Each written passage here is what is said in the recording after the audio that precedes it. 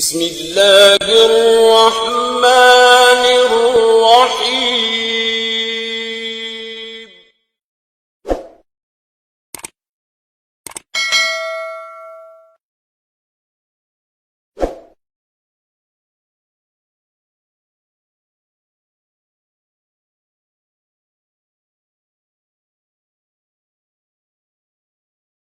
الحمدللہ رب العالمین، الصلاۃ والسلام علی رسولہ الامین وعلی آلہ واصحابہ اجمعین.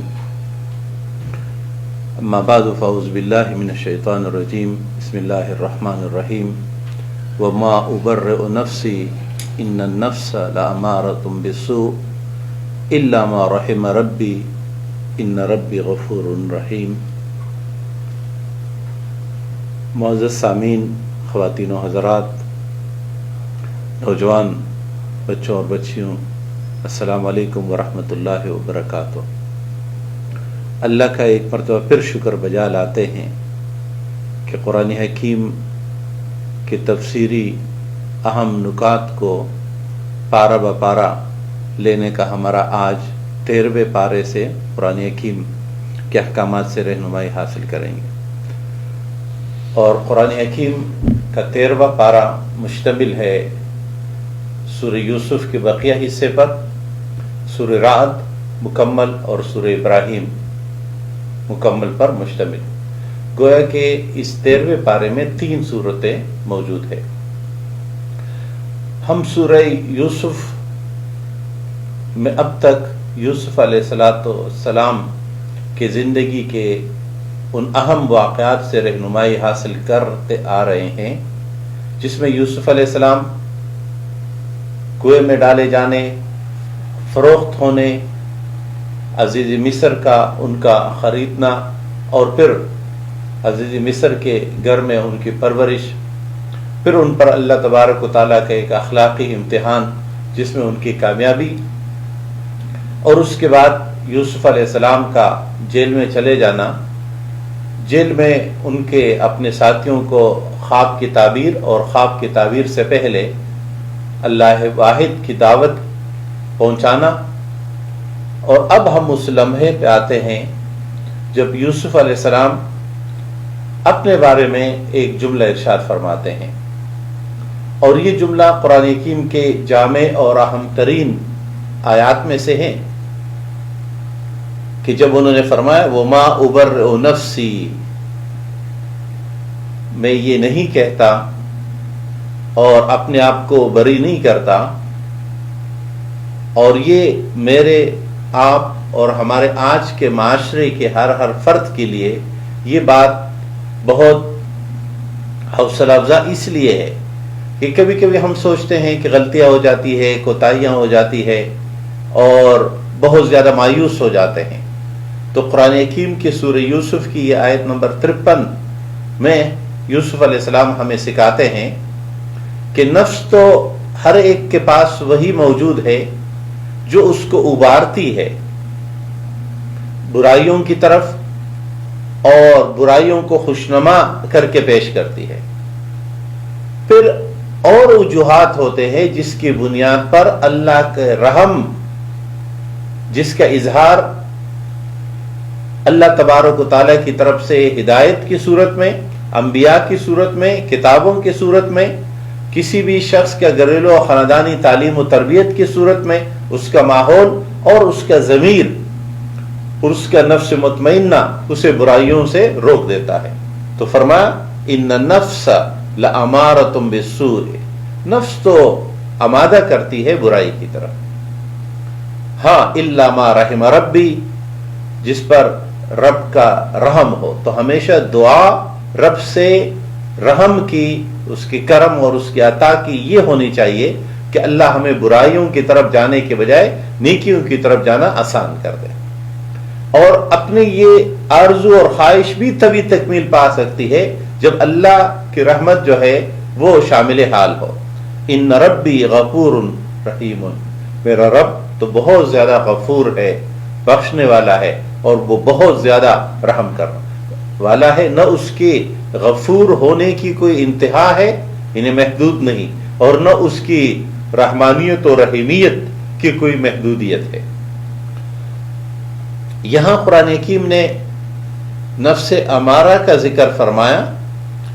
کل قرآن حکیم ذکر کرتا ہے 3 طرح کے نفسوں کا، کہ انسانی مزاج 3 طرح کے ماحول کے نتیجے میں، تربیت کے نتیجے میں 3 طرح کے نفس کے اقسام بنتے ہیں۔ سب سے پہلے ہے نفس امارہ جس کا ذکر یہی سورہ یوسف میں فرمایا، جو برانگیختہ کرتی ہے برائیوں کی طرف۔ دوسرے نمبر پر ہے نفس لوامہ، جو سورہ قیامہ میں اللہ تبارک و تعالی ذکر فرماتے ہیں وَلَا أُقْسِمُ بِالنَّفْسِ اللَّوَّامَةِ۔ تو یہ نفس لوامہ جو ضمیر کا نام دے دے جسے، کہ یہ ہمیشہ انسان کو ٹوکتی اور مطمئن نہیں رہتی، ملامت کرتی ہے انسانی کاموں پر، غلطی اور کوتاہیوں پر۔ اور یہ گویا جب ہم عام اصطلاح میں کہتے ہیں اس شخص کا ضمیر زندہ ہے، یعنی نفس امارہ اس ضمیر کا نام جو سو جاتا ہے، جو برائیوں پر خاموش رہتا ہے، جبکہ نفس لوامہ وہ ضمیر ہے جب انسان کا یہ جاگتا ہے اور انسان کو برائیوں پر ٹوکتا اور ملامت کرتا رہتا ہے۔ جبکہ اعلیٰ ترین درجہ جس کو قرآن حکیم سورہ فجر میں ارشاد فرماتا ہے یا ایتھا النفس المطمئنہ ارجعی الی ربک راضیۃ مرضیہ فادخلی فی عبادی وادخلی جنتی، کہ اے نفس مطمئنہ، یہ نفس مطمئنہ وہ نفس ہے، یہ ضمیر کی وہ قسم ہے کہ جو مطمئن ہی رہتی ہے صرف نیکیوں میں، صرف اچھائیوں میں، ذرا بر بھی نافرمانی اور برائیوں پہ مطمئن نہیں رہتی اور فوراً اضطراب کا شکار ہو جاتی ہے۔ یہ وہ نفس ہے جو خوشی رہتی ہے صرف اچھائیوں کے اندر، اور یہی نفس مطمئن ہے جس کا جو مطلوب اور مقصود ہے، جس کے حصول کے لیے محنت اور کاوش، اپنی تربیت، اپنے آپ کو اس طرح سنوارنا چاہیے کہ ہمارا نفس وہ اللہ کی طرف رجوع، اللہ کی طرف اطاعت، اللہ کی فرما برداری، اللہ کے رسول کے اتباع، اور اس کا عملی پریکٹس ہوتا ہے جب ہم دین کا کام کر رہے ہوتے ہیں، جب ہم الہی کلمت اللہ کی جدوجہد کر رہے ہوتے ہیں، جب ہم انسانوں کو انسانوں کے رب کی طرف بلاتے اور انسانوں کو انسانوں کے رب کے ساتھ جوڑتے ہیں، تو در حقیقت یہ کام کرنے والوں کا نفس پھر اس مقام پر آتا ہے کہ اللہ تبارک و تعالیٰ ان کے لیے ارشاد فرماتے ہیں کہ اپنے رب کی طرف آئیے، یعنی رجوع، ارجعی الی ربک، رب کی طرف پلٹتے ہوئے ہمہ وقت رب کے لیے جیتے ہیں، رب کے لیے وقت گزارتے ہیں اور رب کے بندوں کے اندر رب کی طرف بلانے کا کام کرتے ہیں، اور یہی راضی رہتے ہیں۔ ان کا بدلہ اللہ تبارک فرمائے میرے ان بندوں میں داخل ہو اور میرے جنت میں داخل، گویا ان بندوں میں داخل ہونا ہی جنت میں داخل ہونے کی بنیاد اور گارنٹی ہے۔ اللہ تبارک و تعالیٰ سے نفس مطمئنہ کی ہمیشہ دعا اور نفس امارہ سے بچنے کی دعا ہمیشہ ورد زبان رکھنی چاہیے۔ یوسف علیہ السلام کے واقعے میں اب اس مرحلے پہ قرآن حکیم رہنمائی فرما رہا ہے کہ جب یوسف علیہ السلام کو جیل ہو جاتی ہے، یہاں بادشاہ مصر ایک خواب دیکھتا ہے اور خواب کے نتیجے میں وہ چند 7 گائیوں کو دیکھتا ہے کہ وہ دبلی والی، پتلی والی، وہ موٹی والیوں کو کھائے جا رہی ہے، اور اس کی تعبیر یوسف علیہ السلام سے پوچھنے کے لیے وہ جو 2 بندے جن کو یوسف علیہ السلام تعبیر بتا چکا ہے کہ تم میں سے وہ جس کے سر پر کھانے کی چیزیں ہیں اور اسے کبے وغیرہ چیز جو ہے وہ نوچ رہے ہیں، اور اس کے مقابلے میں وہ جو شربت نچوڑ رہا ہے، ان کو یوسف علیہ السلام نے تعبیر بتائی کہ تم بچو گے اور تم موت کا شکار ہوں گے۔ وہ بچنے والے کو یاد آتا ہے کہ جیل میں ایک شخص تھا جس نے مجھے تعبیر بتائی، تو وہ عزیز مصر سے کہتا ہے، حکمرانی مصر سے، کہ میں آپ کو اس کی تعبیر ان سے پوچھ کے لاتا ہوں۔ وہ تعبیر لاتے ہیں، کامیابی کے ساتھ پیش کرتے ہیں، لیکن یوسف علیہ السلام جیل سے نکلنے سے پہلے ایک عجیب سوال رکھتے ہیں، اور وہ سوال یہ ہے کہ میں جیل سے نکلنے سے پہلے اس بات کی تحقیق ہونی چاہیے کہ ان عورتوں کا معاملہ کیا تھا جنہوں نے اپنی انگلیاں کاٹ لی تھی، اور یہ یوسف علیہ السلام کیوں کرنا چاہ رہے تھے۔ ہم سوچ سکتے ہیں کہ ایک شخص اتنے مشکل حالات میں، غلامی کی زندگی میں، پاک دامنی کو بچاتے ہوئے جیل جاتے ہیں، پھر رہائی کا موقع ملتا ہے تو ہم میں سے ہر شخص سب سے پہلے رہا ہونا چاہتے ہیں، لیکن یوسف علیہ السلام رہائی سے پہلے کہتے کہ پہلے اس بات کی تحقیق کو، فما بال النسوہ، ان عورتوں کا کیا معاملہ تھا، اور تحقیق کے بعد جب یہ بات قانونی اور عدالتی لحاظ سے نظام ریاست نے یہ تسلیم کر لیا کہ یہ یوسف پر الزام ہے، اس لیے کہ جس نظام کو آگے چل کر یوسف علیہ السلام بدلنا چاہ رہے تھے، وہ آنے والے نظام میں یہ الزام ساتھ چل نہیں پا سکتا تھا کہ یہ وہ شخص ہے جس پر اس نظام میں جیل کی سزا ہوئی تھی اخلاقی جرم کے اندر۔ تو اس کی پاک دامنی واضح ہونے کے بعد جب بادشاہ کہتا ہے کہ یوسف کو ہم یہ ذمہ داری دیتے ہیں، آئیے استخلصہ لنفسی، ہم آپ کو اپنا قریبی مقرب بنا دیتے ہیں، ذمہ دار بناتے ہیں۔ تو یوسف علیہ السلام کے الفاظ سورہ یوسف کی آیت نمبر 55 میں قرآن حکیم 13ویں پارے میں ذکر فرماتا ہے، قال اجعلنی علی خزائن الارض انی حفیظ علیم۔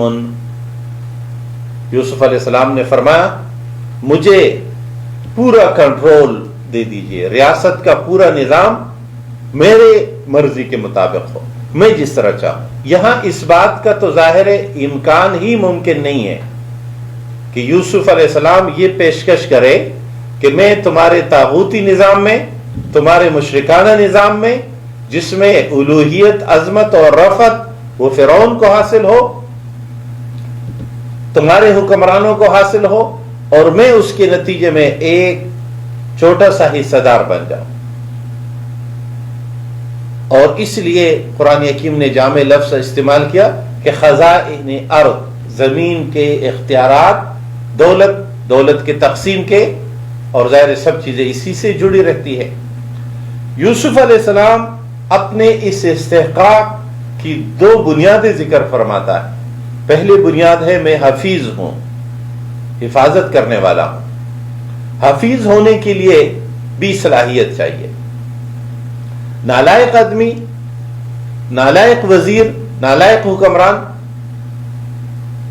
وہ جو نہیں جانتا کہ کن چیزوں کو کس طرح سے انجام دیا جائے، تو نااہلیت کا تعلق، نالائقیت کا تعلق بھی حفاظت سے ہے، کہ حفاظت نہ ہونے کی ایک وجہ نااہلیت بھی ہوتی ہے، یعنی بددیانتی بھی اس کی وجہ ہوتی ہے کہ کچھ لوگ جانتے بھی ہیں لیکن بددیانتی کے ساتھ دو اور فراڈ کرتے ہیں۔ تو پہلی گویا ریاست کے ذمہ داروں کے لیے ہی نہیں، ہر اجتماعیت کے ذمہ داروں کے لیے پہلی شرط حفیظ ہونا ہے، حفاظت کرنے والے، نگہبانی کرنے والے، خیال رکھنے والے۔ مال مفت، دلی بے رحم کا مزاج رکھنے والے لوگوں کو اجتماعی ذمہ داریاں خصوصاً نہ لینی چاہیے، نہ ان کے سپرد کرنی چاہیے۔ اور دوسری بتائی علیم، میں جانتا ہوں، اور ہر پیغمبر اپنے وقت میں سب سے زیادہ جاننے والا ہوتا ہے۔ یہاں معاملہ ریاستی امور کا ہے، لہذا ریاستی امور کی انجام دہی کے لیے جو علم اور صلاحیت چاہیے وہ ضروری ہے۔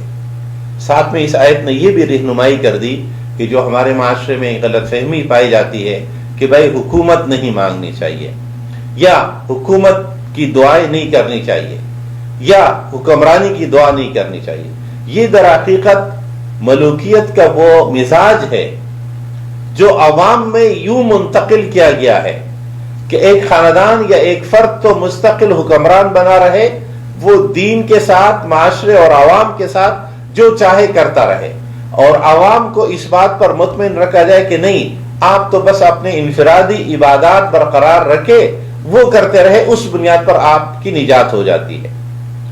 اور اس کے لیے ایک خبر واحد کا سہارا لیا جاتا ہے کہ تمہارے اعمال در حقیقت تمہارے اعمال ہے.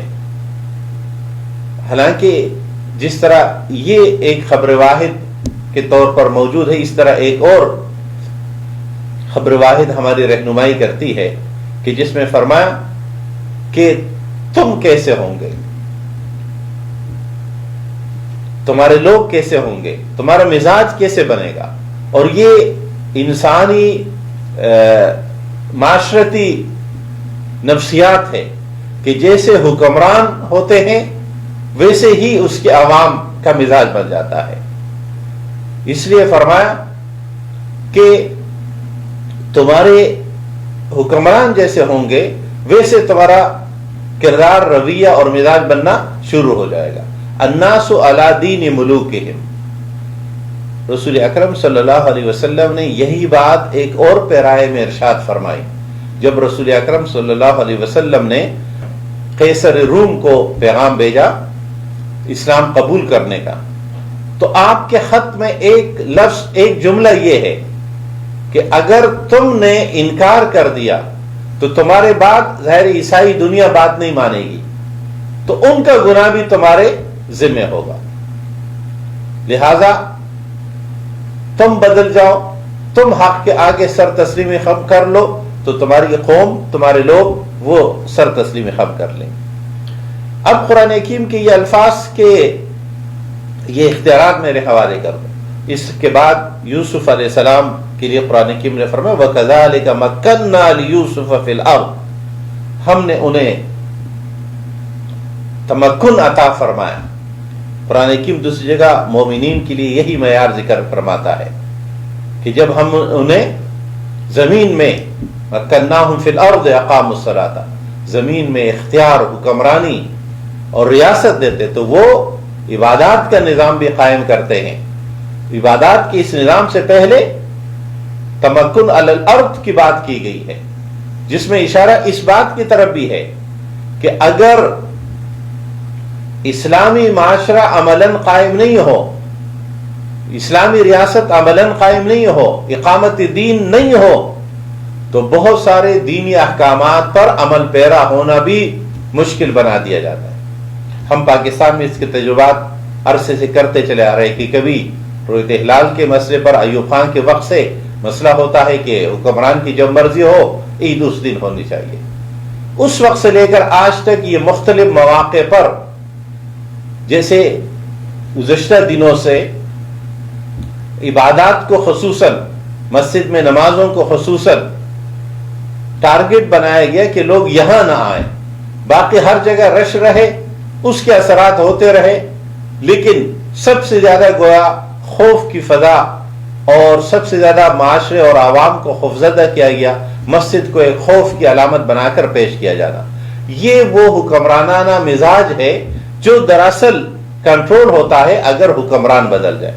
تو یوسف علیہ السلام کے لیے قرآن حکیم نے فرمایا كَذَلِكَ مَكَّنَّا لِيُوسُفَ فِي الْأَرْضِ. اور پھر قرآن حکیم ان کے اختیارات بتاتا ہے يَتَبَوَّأُ مِنْهَا حَيْثُ يَشَاءُ نَصِيبٌ بِرَحْمَتِنَا. یہ اللہ کے مقرر کیا ہوا نصیب ہے، کس کو کہاں پہنچا دیتا ہے. وہ جس کو کنویں میں ڈالا گیا، وہ جس کو چند روپے میں فروخت کیا گیا، وہ جس کو خریدنے کے لیے لوگ لین لگائے کھڑے تھے، وہ اقتدار اعلیٰ کا مالک بننے جا رہا ہے. قرآن حکیم نے فرمایا اس دوران اب دوسرا پہلو آتا ہے جب یوسف علیہ السلام کا بھائی بڑے کی قیادت میں آتے ہیں اور اپنے لیے راشن بندی کے اس نظام میں، قحط کی اس دورانیے میں کچھ راشن حاصل کرتے ہیں. پہلی مرتبہ واپس جاتے ہوئے یوسف ان سے کہتا ہے کہ اپنے دوسرے بھائی جو تم نہیں لائے، بنیامین، جن کے لیے انہوں نے کہا کہ ہمارا ابو نے آنے نہیں دینا چاہ رہے، کہ ان کا ایک بھائی اور بھی تھا، وہ تمہاری نالائقی کی وجہ سے ضائع ہو گیا. یوسف علیہ السلام کے بھائی آتے ہیں، یعقوب علیہ السلام سے کہتے ہیں اور یعقوب علیہ السلام کو تیار کرتے ہیں کہ آپ ان کو بھیجیے گا بنیامین کو تو ہمیں زیادہ ملے گا. اور یہ دوسری مرتبہ میں بنیامین بھی وہاں جاتا اور یوسف علیہ السلام کی جدائی، اس دکھ درد اور کرب کو قرآن حکیم یعقوب علیہ السلام کے پیرائے میں بیان فرماتا ہے کہ یعقوب علیہ السلام فرماتے ہیں کہ تم دراصل میرے ساتھ ایک اور دھوکہ کرنا چاہتے ہو، جس طرح کہ پہلے بھی تم نے یوسف کو لے گئے تھے. بل سولت لکم انفسکم امرا، تمہارے دلوں نے ایک بات بنا لی ہے، لیکن فصبر جمیل عسى اللہ ان یأتینی بہم جميعا. صبر جمیل، یعقوب علیہ السلام کا یہ دو الفاظ آج تک نمونہ عمل بن گئے کہ ہر مشکل اور تکلیف دہ مرحلے میں صبر جمیل، مکمل صبر، اعلیٰ ترین صبر.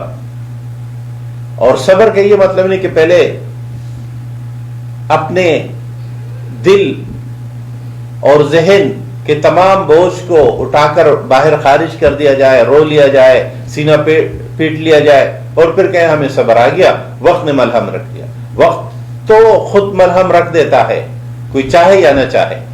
مصیبت کے اولین وقت میں صابر ہونا اور پھر رجوع اللہ. تو اس لیے یعقوب علیہ السلام صبر اور پھر اللہ کی طرف، انہ هو العلیم الحکیم. یوسف علیہ السلام اس دکھ میں ان کے نابینا ہونے، ان کی نگاہ نظروں کا چلے جانے کا قرآن حکیم ذکر فرماتا ہے. اور جو یعقوب علیہ السلام کے الفاظ ہے، انما اشکو بثی وحزنی الی اللہ واعلم من اللہ ما لا تعلمون، میرا یہ گریہ، میرا یہ دکھ درد کا اظہار، میرا یہ غم، یہ صرف اللہ کے لیے، اور یہ علامت ہے مجھے اور آپ کو سکھانے کا طریقہ ہے کہ ہم بھی اپنے دکھ درد مشکلات میں اللہ کی طرف رجوع کر لیں. بھائی یوسف علیہ السلام کے پاس پھر جاتے ہیں. یوسف علیہ السلام اس بات کو واضح کر دیتا ہے کہ یہ میرا بھائی، انا یوسف وہذا اخی قد من اللہ علینا انہ من یتق، بے شک جو شخص تقوی اختیار کرتا ہے ویصبر فإن اللہ لا یضیع اجر المحسنین. یہ فارمولہ یوسف علیہ السلام نے اپنے بھائیوں کے سامنے بیان فرمایا. آیت نمبر 90 سورہ یوسف، کہ میں یوسف ہوں، یہ میرا بھائی ہے، اور یاد رکھو اللہ نے احسان کیا ہم پر. یہ احسانات ابھی جاری ہے. ابھی تو یہ دو بھائی جمع ہوئے، یہ بھائی آئے، اب یعقوب علیہ السلام آئیں گے. لیکن یوسف علیہ السلام فرماتے ہیں انہ من یتق، جو تقوی اختیار کرتا ہے، فرما برداری اختیار کرتا ہے، نافرمانیوں سے بچتا ہے، ویصبر اور صبر. تقوی اور صبر یہ دو نکاتی لائے عمل ہے. اس کے بعد کیا ہوتا ہے؟ اللہ محسنین کا اجر کبھی ضائع نہیں کرتا. اور بھائی اپنے غلطی تسلیم کرتے ہیں تو یوسف علیہ السلام فرماتے ہیں قال لا تثریب علیکم اليوم یغفر اللہ لکم وہو ارحم الراحمین. آج کے دن تم پر کوئی گناہ نہیں، کوئی جرم نہیں، تمہیں کوئی سزا نہیں ملے گی. لیکن یہ معاف کون کر رہا ہے؟ وہ جو بھائی ہے، سگا، ایک باپ سے پیدا ہونے والے، اور انہی بھائیوں نے مل کر اس بھائی کے ساتھ کیا کچھ نہیں کیا. انسانی ذہن یہ بات سوچ کر کانپ اٹھتا ہے کہ ہم کسی اپنے بھائی کو کنویں میں گرا دیں، اور جب کہ اس کو نکالے تو پھر آ کر کہے کہ یہ تو ہمارا ہے، اور کچھ کم، یعنی جتنی قیمت ہونی بھی چاہیے تھی. قرآن حکیم فرماتے یہ بڑے زاہدین تھے، یعنی اپنے غلام کو بہت کم قیمت میں فروخت کر رہے تھے. قرآن حکیم ان بھائیوں کی، قرآن حکیم دو مقامات پر ہمارے گھریلو خاندانوں نظاموں کے بارے میں رہنمائی ارشاد فرماتے ہیں، خصوصاً جب بھائیوں کے آپس میں اختلافات ہوتے ہیں. ایک یوسف علیہ السلام کی اس واقعے میں، اور ایک آدم علیہ السلام کے دونوں بیٹے حابیل اور قابیل میں. جب قابیل حابیل کو قتل کر دیتا ہے تو قرآن حکیم فوراً بعد اس کی کیفیت بیان کرتا ہے کہ وہ بڑا پریشان ہو جاتا ہے کہ اب میں لاش کے ساتھ کیا کروں. تو اس کی یہ ندامت اور پشیمانی، یعنی ہمارے اپنے بھائی کے ساتھ مخالفت، دشمنی، یہاں تک کہ ہم اسے مار ڈالنا چاہتے ہیں، لیکن یہ سب اس وقت تک ہوتا ہے جب تک وہ زندہ ہوتا ہے. بھائی کے مرتے ہی تمام مخالفتیں ختم ہو جاتی ہے. پھر ہمارے ہاں ندامت، مایوس ندامت اور پریشانی کے سوا کچھ بچتا نہیں. لہذا جس بھائی کا کوئی متبادل نہیں ہے اس ہمارے بھائی کے لیے آپس میں بھائیوں کے اندر یہ اشتعال اور جذبات کو ہمیشہ کنٹرول میں. اور اس طرح دوسرا مرحلہ پیش آتا ہے جب کسی معاملے میں ہم بڑے مخالف ہوتے ہیں، جیسے یوسف علیہ السلام کے ساتھ ان کے بھائیوں نے کہا اور یوسف علیہ السلام نے معاف کیا. اسی کی عملی نظیر جب رسول اکرم صلی اللہ علیہ وسلم فتح مکہ کے موقع پر اگلے دن اہل مکہ کو جمع کرتے ہیں. یہ کون اہل مکہ؟ جنہوں نے 13 سال آپ صلی اللہ علیہ وسلم پر ظلم زیادتیاں کرتے رہے.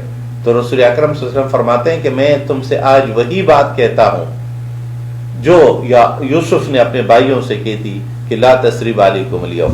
اور پھر یوسف علیہ السلام فرماتے ہیں اذهبوا بقمیصی ھذا، میرا یہ کرتا لے جاؤ اور میرے والد کے چہرے پر ڈال، ان کی نظر ٹھیک ہو جائے گی. بھائی کرتا لے کر چلتے ہیں اور یعقوب علیہ السلام وہاں پر محسوس کرتے ہیں خوشبو اور کہتے ہیں اگر تم یہ نہ کہو کہ میں بوڑھا ہو گیا ہوں لفی ضلالک القدیم، اور یہ تو تمہاری پرانی آپ کی یادیں ہیں کہ آپ ہر وقت یوسف کو یاد کرتے رہتے، کوئی خوشبو ہمیں تو نہیں محسوس ہو رہی. یہ بات ہمیشہ کہی گئی کہ یعقوب علیہ السلام کے پڑوس میں ابھی یوسف کنویں کے اندر ہے، اگلے دن تک یعقوب علیہ السلام کو پتہ نہیں چلتا. اس کا مطلب ہے اللہ نے جب ان کو علم نہیں ہونے دیا تو نہیں ہوا، اور اب وہ مصر سے کرتا چلا ہے، ابھی پہنچا نہیں ہے، اور اللہ نے چاہا تو کرتے کی خوشبو یعقوب علیہ السلام کے پاس آ گئی. قرآن حکیم نے فرمایا کہ جب خوشخبری دینے والے آئے القاہ علی وجہہ، اور ان کے چہرے پر وہ کرتا ڈالا، فرتد بصیرا، تو وہ دیکھنے لگ گئے، ان کی نظریں ٹھیک ہو گئی. اور فرمایا الم اقل لکم انی اعلم من اللہ ما لا تعلمون، کیا میں نہیں کہہ رہا تھا کہ میں، یہاں نبی پھر علم کی نسبت اللہ کی طرف کرتا ہے کہ میں کہہ رہا تھا کہ میں وہ جانتا ہوں اللہ کی طرف سے جو تم نہیں جانتے. اور یہی ہر نبی کا کمال کہ اس کے پاس وحی کا ذریعہ ہوتا ہے. قرآن حکیم اسی پس منظر میں رہنمائی ذکر فرماتا ہے کہ ہر نبی اور رسول اکرم صلی اللہ علیہ وسلم کو مخاطب کر کے آیت نمبر 108 میں یہ ہے پیغمبرانہ طریقہ کار، پیغمبرانہ طرز عمل، پیغمبرانہ طرز اسلوب. پیغمبرانہ مشن کو پیغمبرانہ طریقے بتائے ہوئے طریقوں کے مطابق ہی اس پر عمل پیرا ہو. وہ طریقہ کیا ہے؟ فرمایا ھذہ سبیلی ادعو الی اللہ، یہی میرا راستہ ہے. یہ کون سا راستہ ہے؟ ادعو الی اللہ، اللہ کی طرف بلانے والا راستہ. علی بصیرۃ، لیکن یہ راستہ جذبات کا، ماحول کے جبر کا یا مفادات کا نہیں ہے، بلکہ یہ میں نے سوچ سمجھ کے غور و فکر کے لیے کر کے اختیار کیا ہے. یہ ہے شعوری طور پر دین کے ساتھ، حق کے ساتھ اعلاء کلمت اللہ اور اقامت دین کی جدوجہد کو سوچ سمجھ کر اپنا کر اس نقش قدم پر چلنا. ومن اتبعنی، اور وہ سب لوگ جو میرے ساتھ ہیں، میرے اتباع کرنے والے ہیں، وہ بھی اسی راہ پر میرے ہمراہ ہے، وہ ہمارا کارواں ہے اور ان کے ساتھ مل کر ہم چلتے ہیں. وسبحان اللہ وما انا من المشرکین. یہ ہے دو بنیادوں پر مشتمل طریقہ کار. ایک تو اس راستے سے واقفیت، اس راستے کا علم، اس راستے کی تاریخ، اس راستے پر چلنے والے کا پورا شعور، یہ پہلا. دوسری بات یہ معلوم ہونا کہ یہ راستے پر ہم نے چلنا کہاں ہے. اگر صرف یہ مقصود ہو کہ ہم پارلیمنٹ کے ممبر بن جائے اور ایک سیٹ جیتنے کا امکان نہیں اور دو پہ کھڑے ہو کر لڑتے رہیں اور یہ سمجھتے رہے کہ پارلیمنٹ کا ممبر بن جانا ہی کامیابی ہے، تو قرآن حکیم بتاتا ہے کہ یہ کامیابی کے مراحل تو ہو سکتے ہیں، یہ سنگھائی میل تو ہو سکتے ہیں، لیکن ترجیح کیا ہوگی؟ مکمل اسلامی انقلاب.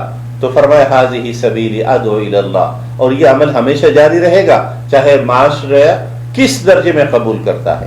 سورہ یوسف کہ اس آیت کا جو ہم سب سے آخر میں لے رہے ہیں اور اس پورے واقعے کو سمیٹتے ہوئے جو پیغام قرآن حکیم دے رہے وہ یہ کہ اللہ کی طرف بلانے کا راستہ، لیکن بصیرت کے ساتھ، شعور کے ساتھ، کہ میں کتنی بڑی ذمہ داری کو سر انجام دے رہا ہوں. وہ ذمہ داری جو اللہ تبارک و تعالیٰ نے انبیاء سے لی اور انبیاء کو اس کے لیے مختص فرمایا. اور پھر ہماری خوش قسمتی ہوگی کہ ہم ان لوگوں میں شامل ہو جو انبیاء کے اس فریضے کو سر انجام دینے کے مشن میں اسی طرح لگے رہے جس طرح نبی کریم صلی اللہ علیہ وسلم نے اس مشن کو امت کے ذمے چھوڑا اور امت کی ذمہ داری لگائی کہ امت اس کو لے کر قیامت تک جاری رکھے گی. سورہ یوسف کے بعد قرآن حکیم سورہ رعد میں ارشاد فرماتا ہے، بسم اللہ الرحمن الرحیم، الف لام را تلک آیات الکتاب والذی انزل الیک من ربک الحق ولکن اکثر الناس لا یؤمنون. سورہ رعد کے مضامین آخرت اور اس کے دلائل کے گرد تفصیل کے ساتھ اور عقیدہ توحید کے بیان پر مشتمل ہوں. کتاب اللہ کا ذکر ہی شروع میں کیا گیا، حروف مقطعات موجود ہے اس کے فوراً بعد اللہ کا ذکر، چونکہ اس وقت دنیا میں اور ہمیشہ دنیا میں جو جنگ شیطان اور انسان کے درمیان جاری ہے یہ ازل سے اللہ کے اس پیغام اور وحی کو ماننے اور نہ ماننے کی بنیاد پر ہے. لہذا قرآن حکیم ہمیشہ کتاب اللہ کا ذکر اس پہ رائے میں کرتا ہے کہ کتاب اللہ کے ماننے والے دراصل اس بنیاد پر مانتے ہیں کہ کوئی ذات ہے جس کے ساتھ ہمارا تعلق ہے، وہ ہماری رہنمائی فرماتا ہے، جو ان کا وعدہ بھی ہے کہ یأتی من ہدن فمن تبع ہدایا فلا خوف علیہم ولا هم یحزنون. یہ ہدایت کا وعدہ آدم کے زمین پر بھیجنے کے وقت سے لے کر آج تک جاری ہے، اور رسول اکرم صلی اللہ علیہ وسلم خاتم النبیین ہے. اس عقیدے اور اس تصور کی مخالفت کی بنیاد یہ ہے کہ اللہ کا یا کوئی تعلق یا کوئی شخصیت ایسی نہیں ہے جو انسان کے علاوہ انسان کو ڈکٹیٹ کرتی ہو، انسان کو رہنمائی فراہم کرتی ہو، یا ڈیکارٹ کے الفاظ میں کہ ہمارے حواس خمسہ ہی ہے جو ہمیں علم دیتے ہیں، جس کی بنیاد پر ہم جانتے ہیں، اور پھر یہ عقل جو ہر انسان کو میسر ہے وہ اس میں ترتیب دیتا ہے. اس کے علاوہ نہ کوئی علم ہے، اس کے علاوہ نہ کوئی رہنمائی ہے، اور اس انسان کے باہر یا اس انسان کے علاوہ نہ کوئی خدا، نہ کوئی اللہ، اور نہ پیغمبر کے پاس وحی کا کوئی ذریعہ. یہ ہے فی زمانہ وہ مستقل مارکہ رائی جو رسول اکرم صلی اللہ علیہ وسلم کے وقت میں عروج پر تھی، اور اس کے بعد یہ مزید مقابلہ آج تک جاری رہا. اگرچہ یہ بات درست ہے کہ اس مقابلہ کرنے والے شاید بدلتے رہے ہو، مختلف اوقات میں اسلوب بدلتا رہا ہو، لیکن بنیادی طور پر اللہ کے مقابلے میں کسی اور کا یہ مقام اور مرتبہ متعین کرنا کہ چاہے سرمایہ دارانہ نظام کے موجودہ شکل میں کہ انسان کو خود اس کے مقابل لایا جائے کہ انسان اپنے مطلق العنان ربوبیت رکھتا ہے، وہ کسی اور کے سامنے جھکے گا نہیں. تو سورہ رعد کی ابتدائی آیت میں بھی اللہ کی طرف سے ہدایت اور رہنمائی اور لوگوں کا اس ہدایت اور رہنمائی کو ماننے سے انکار کے پس منظر کو بیان کرتے ہوئے قرآن حکیم عقید آخرت کے ایک اور پہلو کو بیان کرتا ہے. وَإِن تَعْجَبْ فَعَجَبٌ قَوْلُهُ أَإِذَا كُنَّا تُرَابًا أَإِنَّا لَفِي خَلْقٍ جَدِيدٍ. کہ ان لوگوں کی عجیب ترین بات تو یہ تھی بہت تعجب والی بات. اذا كنا ترابا کہ کیا جب ہم مٹی ہوں گے، ان لفی خلق جدید کیا اس کے بعد ہمیں دوبارہ اٹھا دیا جائے گا. عقیدہ آخرت کا یہ پہلو کہ اس دنیا میں سب نے اس دنیا میں مرنا ہے، جانا ہے، ختم ہونا ہے، منتقل ہونا ہے. سرمایہ دارانہ نظام موجودہ شکل میں اور اس سے پہلے اللہ سے بغاوت اور نافرمانی پر مبنی کے جتنے طریقے رہے ہیں، چاہے وہ مشرکانہ تصور رہا ہو یا الہاد قدیم کا تصور رہا ہو، وہ سب اس پر کہ جب ہم اس دنیا میں مر جاتے ہیں تو ہمارا دوبارہ واپس نہیں ہونا ہے، اور نہ ہم نے پھر کوئی حساب کتاب، پھر کوئی جواب طلبی ہم سے ہونی ہے. اور اس لیے قرآن حکیم مشرکین مکہ اور اس وقت کے جو الہاد کے لمبردار تھے ان کا قول نقل کرتا ہے کہ یہ لوگ کہتے ہیں کہ وَمَا يُهْلِكُنَا إِلَّا الدَّهْرُ کہ ہمیں تو زمانہ مارتا ہے، وقت کے ساتھ ساتھ بوڑھے ہو جاتے ہیں، کوئی بیماری آ جاتی ہے، کوئی حادثہ ہو جاتا ہے اور لوگ مر جاتے ہیں. اور ہمارے کچھ نام نہاد دانشوروں نے تو اس بات کو ایک اور پیرائے میں کہنا شروع کیا عرصے سے کہ قدرت جب انسانی آبادی بڑھ جاتی ہے تو قدرت خود اس کو کنٹرول کرتی ہے، اور قدرت سے مراد ان کا نیچر خود بخود. اور وہ کہتے ہیں مختلف بیماریوں کے نتیجے میں انسانی آبادی کم ہو جاتی ہے. اس لیے اس کو باقاعدہ نظریے کے طور پہ اپنایا گیا کہ جب آبادی انسانی بڑھ گئی لہذا اسے آپ ختم کریں، کنٹرول کریں، چاہے پیدائش کے عمل کو کنٹرول کر کے، چاہے بعد میں مختلف ویکسینیشن کر کے، یا مختلف جنگوں کی صورت میں تباہیاں پھیلا کر. اور انسان حیران ہوتا ہے کہ اتنے انسانوں کے قتل عام کا فیصلہ کرتے ہوئے کیا یہ بات کبھی ذہن میں آتی ہوگی کہ اتنے ایک آدمی کو اگر مارا جائے تو اس کے بارے میں تو جواب طلبی ہو، لیکن اگر پورا ایٹم بم گرایا جائے، ایک نہیں دو گرایا جائے،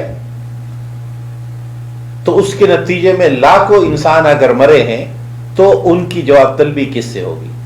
عقیدہ آخرت دراصل اس بات کی علامت ہے کہ اس دنیا میں انصاف ممکن نہیں ہے. جیسے جن لوگوں نے 10 ملین ریڈ انڈین کو موت کے گھاٹ اتارا، جن لوگوں نے آسٹریلین باشندوں لاکھوں کی تعداد میں مار ڈالے، جن لوگوں نے جنگ عظیم میں کروڑہاں انسانوں کو مارا، جن لوگوں نے ایٹم بم تک گرائے، اور جنہوں نے آج بھی اس دنیا میں قتل و غارت گری پھیلا رکھی ہے، یہ سب لوگ کو اگر مجرم ٹھہرا بھی دیا جائے،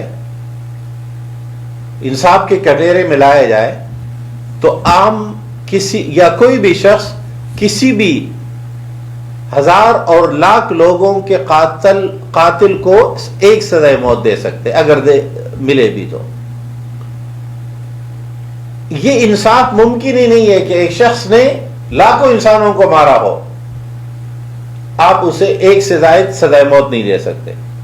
اس طرح بقیہ جرائم کو اس پر قیاس کر لے. لہذا انسان ہمیشہ اس بات کا متمنی رہتا ہے کہ یہ پورا انصاف کیسے ہوگا.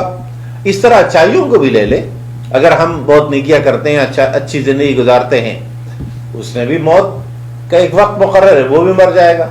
تو یہ اچھائیاں کرنے والوں کو اس کی تمام اچھائیوں کا فائدہ، اور یہ ظلم و جبر اور قتل و غارت گری کرنے والوں کو اس کا نتیجے کے طور پہ سزا کیسے ملے گی. اگر ہم یہ تصور کر لیں کہ نہیں کوئی سزا نہیں ہوگی، کوئی اجر نہیں ہوگا، تو پھر ایک شخص اس دنیا میں کیوں کر وہ سب کچھ نہ کرے جو وہ چاہتا ہے اگر اس کے پاس طاقت ہے. یعنی اس دنیا میں طاقت کی بنیاد پر ظلم ہے اس لیے کہ وہ اپنے آپ کو جوابدہ نہیں سمجھتا، ورنہ جو طاقتور ترین شخص بھی اپنے آپ کو جوابدہ اور جوابدہی کا احساس رکھتا ہو، آخرت کو مانتا ہو، وہ کبھی بھی انسانوں کا قتل عام نہیں کر سکتا.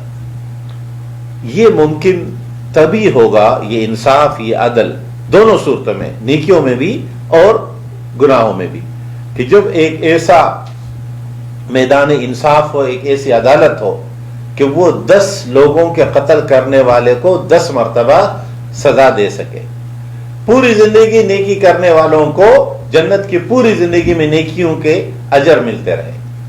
تو عقیدہ آخرت دراصل وہ زندہ اور متحرک احساس اور قوت ہے دلوں کے اندر، جو ہمیں نیکیوں پر کاربند رکھتی ہے، برائیوں سے روکتی ہے۔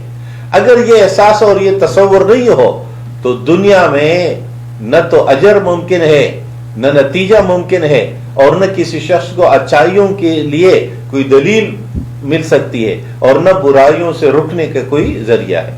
اس لیے قرآن حکیم نے فرمایا کہ ان لوگوں کا سوال یہ ہے، ان لوگوں کو تعجب اس بات کے ہے کہ جب ہم مر جائیں گے، ہم مٹی ہو جائیں گے تو پھر ہمیں پیدا کیا جائے گا۔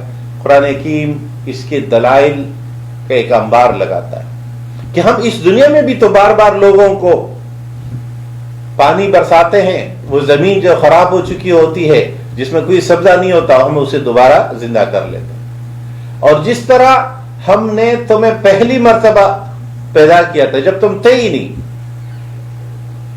تو کسی شخص کا کسی چیز کا پہلی مرتبہ بنانا مشکل ہوتا ہے، یا اسے دوبارہ ریپیٹ کرنا مشکل ہوتا ہے۔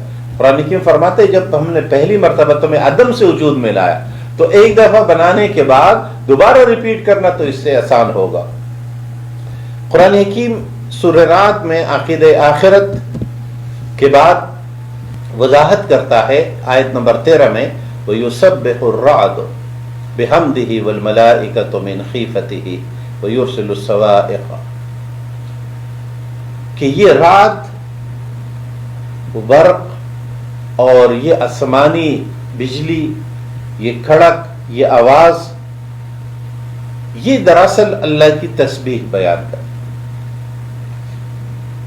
ہمارے ہاں ایک موضوع بڑا لیا جاتا ہے اور ہم تو اسے کوئی اہم موضوع نہیں سمجھتے کہ قرآن اور سائنس کو تقابل کیا جائے، یا ان کو آمنے سامنے کر کے سائنس پر قرآن کی اور یا قرآن پر سائنس کی برتری کا موضوع شروع کیا جائے۔ اس کی وجہ یہ ہے کہ قرآن حکیم علم حقیقی کی بنیاد پر وہی الہی پر مشتمل کتاب ہے، اور وہی حقیقی علم ہے، دو ٹوک علم ہے، جو مراحل سے گزر کر یا دریافتوں سے گزر کر نہیں آیا، بلکہ حتمی حقیقت بیان کرنے والا، نفس الامری حقیقت کو بیان کرنے والا قرآن حکیم ہے، کتاب اللہ ہے، اللہ کی وحی ہے۔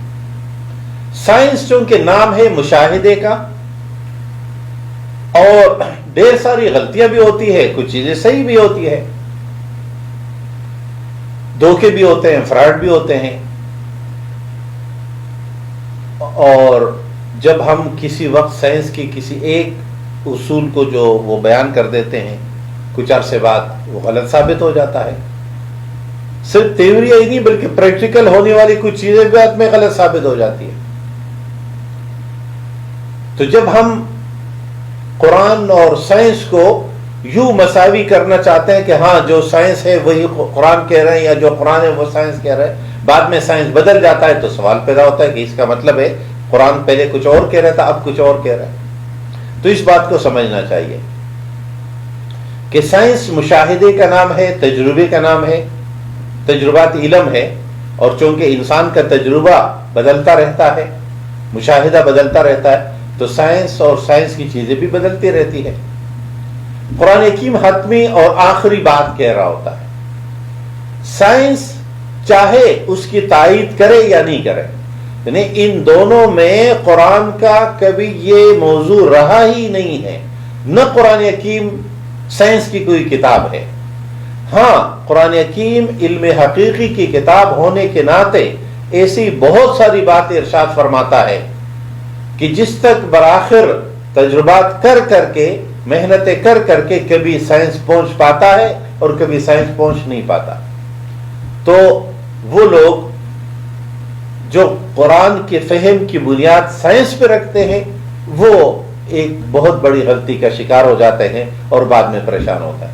تو قرآن حکیم کو ہدایت اور رہنمائی کی کتاب رہنے دیا جائے، اس لیے کہ قرآن حکیم بھی اپنا مقصد بتاتا ہے انسانوں کی ہدایت، یعنی انسانوں کو اس طرح زندگی گزارنا کہ جس کی بنیاد پر ان کی حتمی زندگی، آخری زندگی یعنی آخرت کی زندگی بہتر ہو سکے، اور یہ آخرت کا احساس اس دنیا میں اس طرح رہے کہ اس وحی نے، اس قرآن نے، اس کتاب نے جس طرح زندگی گزارنے کے کہا اس کے مطابق گزاری جائے، کوئی غلطی اور کوتاہی اور ڈنڈی نہیں ماری جائے، تاکہ آخرت میں نقصانات کا شکار نہ ہو۔ اب سائنس آسمانی بجلی یا جو تیز آوازیں ہیں اس کی ٹکراؤ کی وجہ کوئی اور بیان کرتا ہوگا، اور ہو سکتا ہے بعد میں یہ رائے بدل جائے، اس لیے یہ اعتراض نہیں ہو سکتا کہ رات جو ہے وہ کیسے تسبیح کرتا ہے۔ اس کا اصول، اور اس بنیاد پر یہ اصول ہے کہ انسانوں کے اعتبار سے تو کچھ چیزیں جمادات ہے، نباتات ہے، اور کچھ کو ہم حیوانات کہتے ہیں۔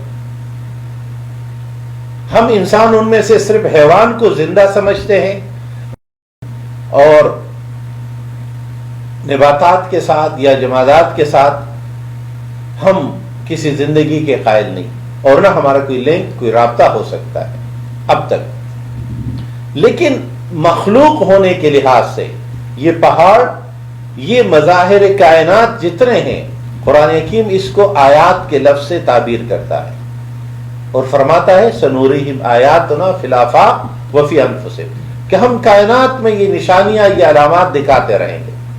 یہ سورج، یہ چاند، یہ زمین،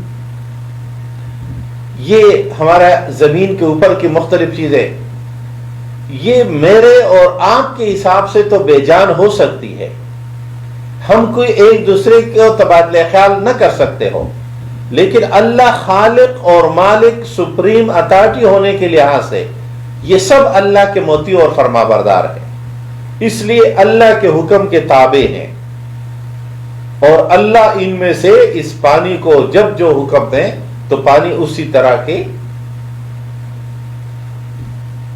کبھی نقصانات اور کبھی انسان اس سے فائدہ اٹھاتا ہے، کبھی طوفان آ جاتے ہیں، کبھی سونامی آ جاتی ہے۔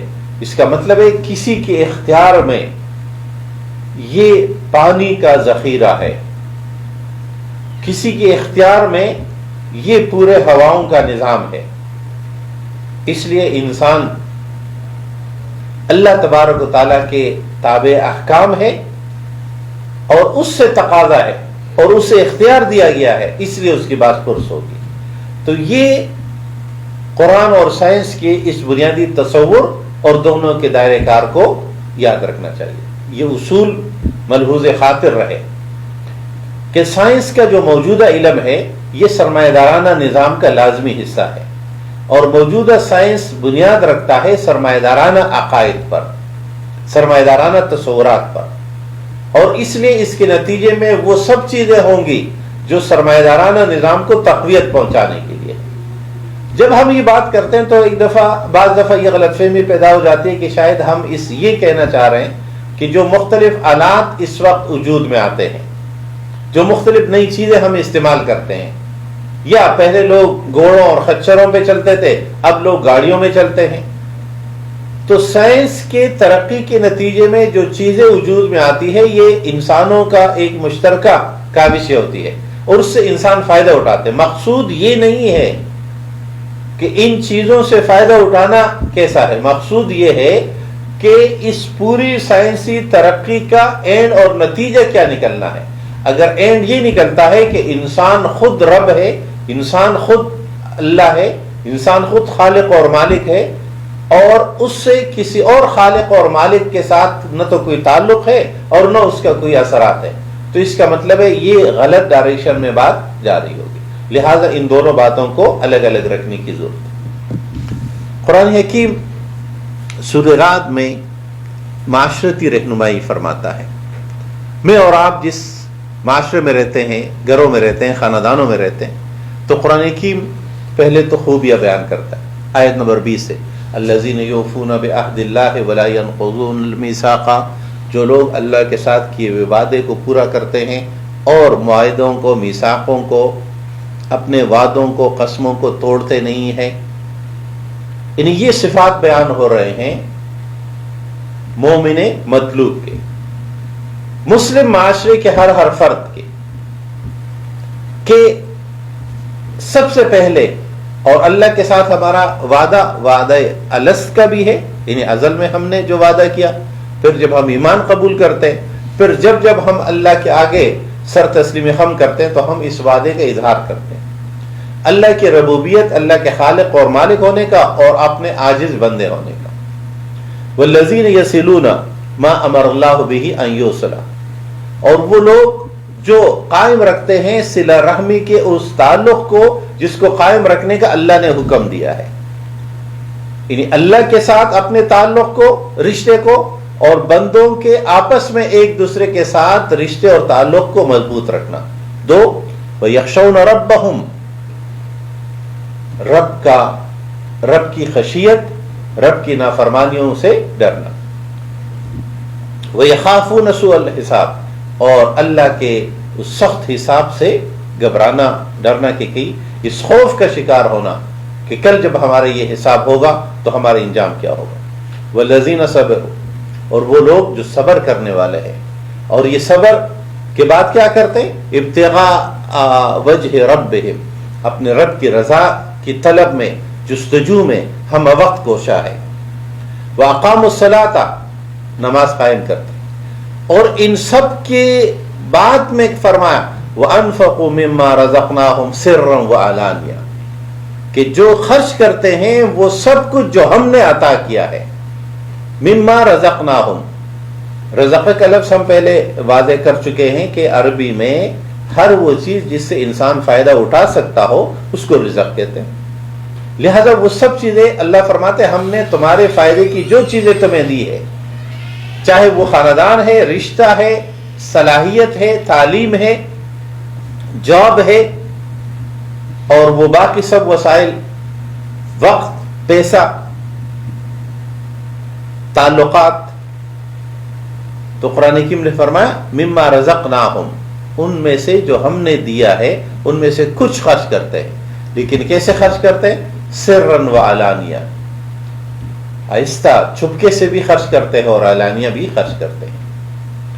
ہمارے ہاں ہمیشہ انفاق میں یہ سوال بہت سامنے آتا ہے کہ اللہ کے راہ میں خرچ کرنے کو بہتر کیا ہے، اعلانیہ خرچ کیا جائے یا چپکے سے خرچ کیا جائے؟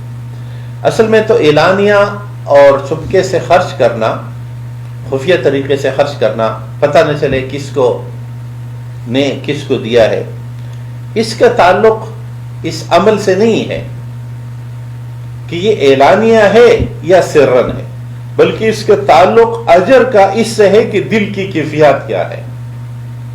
ہو سکتا ہے ایک شخص لوگوں کے سامنے دے رہا ہو لیکن اس کے دل میں دوسرے کی توہین یا کمتری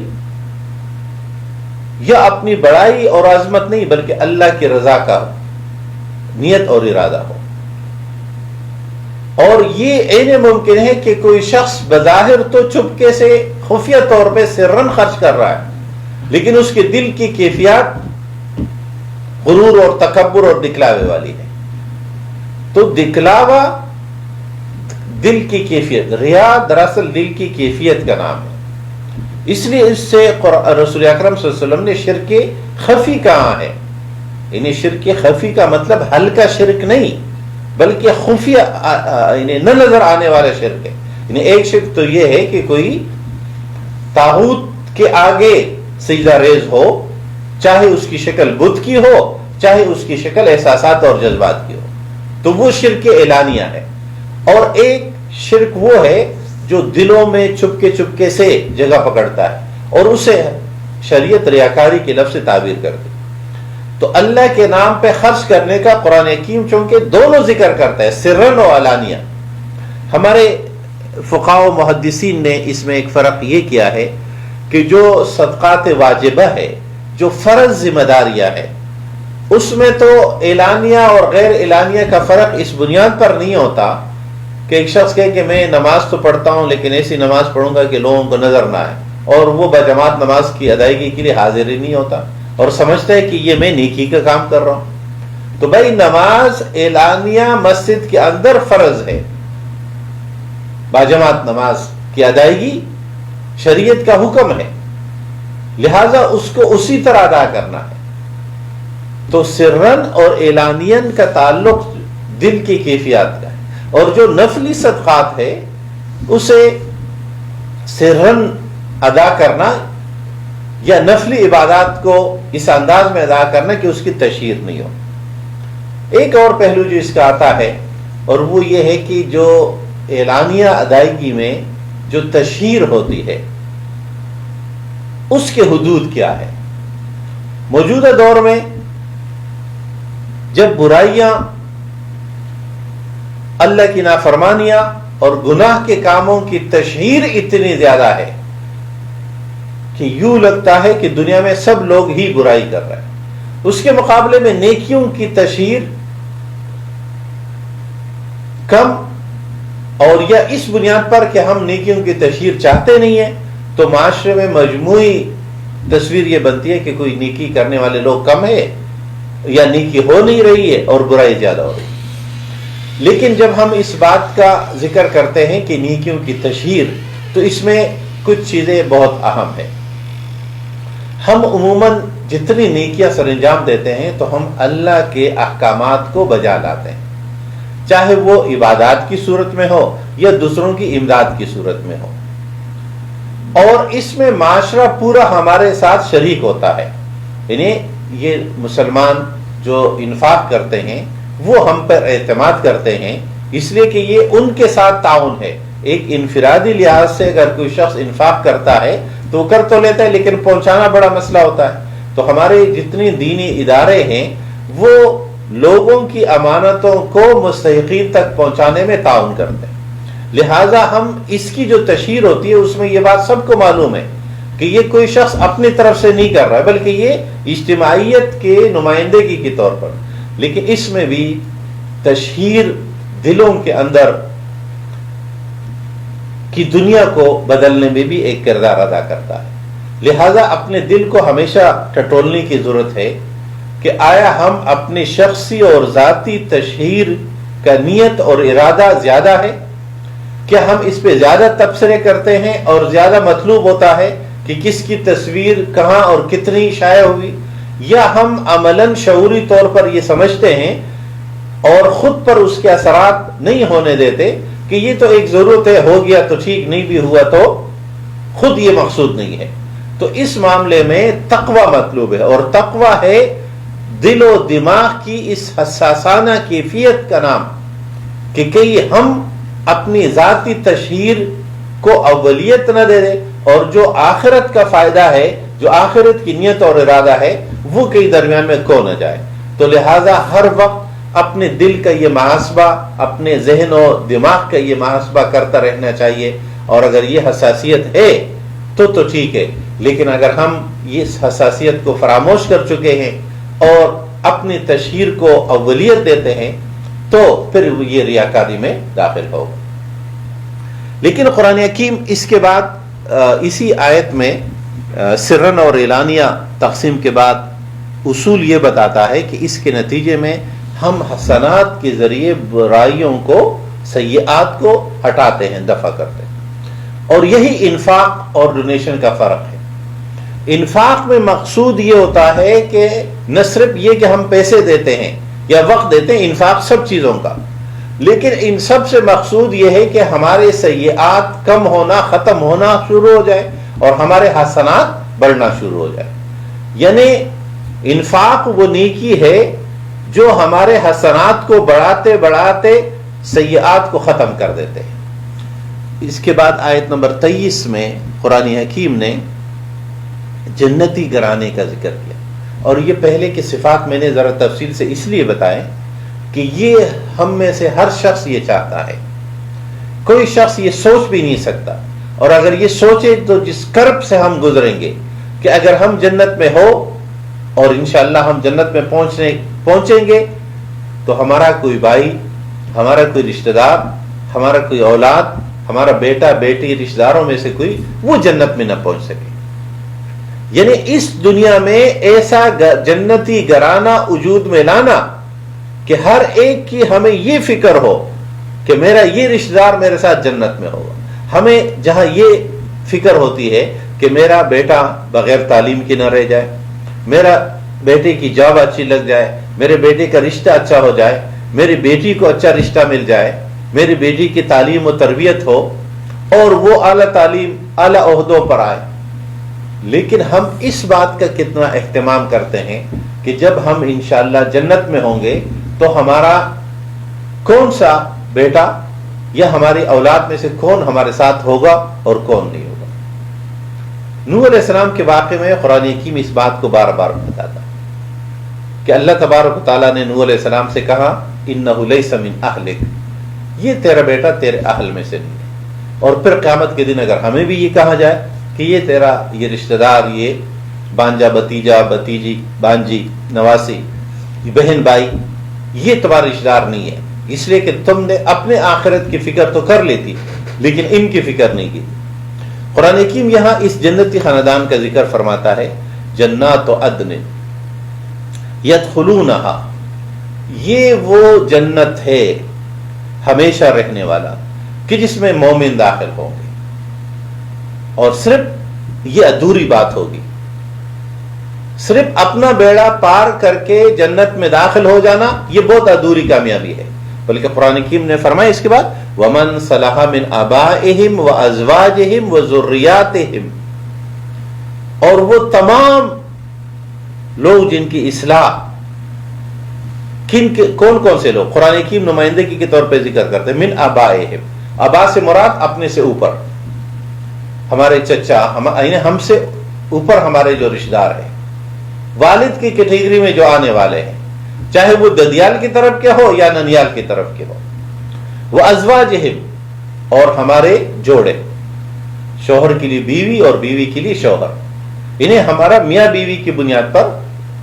اب یہ کتنا عجیب ہوگا کہ شوہر تو جنت چلا جائے یا بیوی جنت چلی جائے اور اس کا پوری زندگی ساتھ گزارنے والا یا ساتھ گزارنے والی اس کے بارے میں فیصلہ جہنم کا ہو.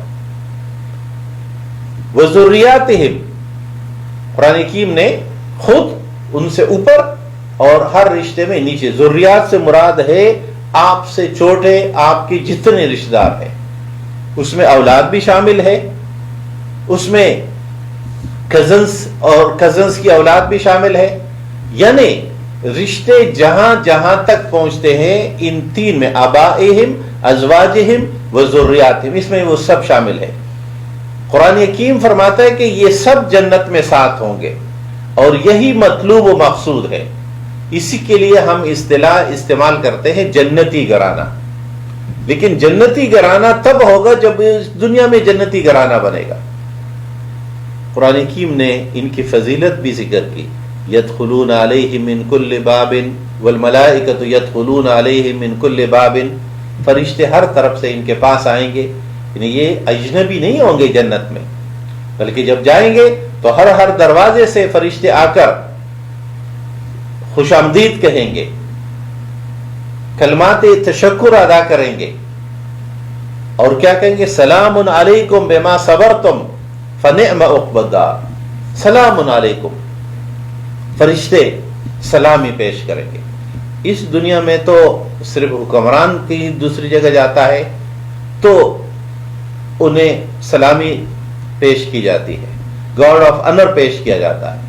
لیکن جنتی خاندان جب جنت میں جائے گا تو ہر جنتی خاندان کا پروٹوکول اور استقبال گارڈ آف آنر کی صورت میں جو فرشتے پیش کریں گے اور کہیں گے سلام.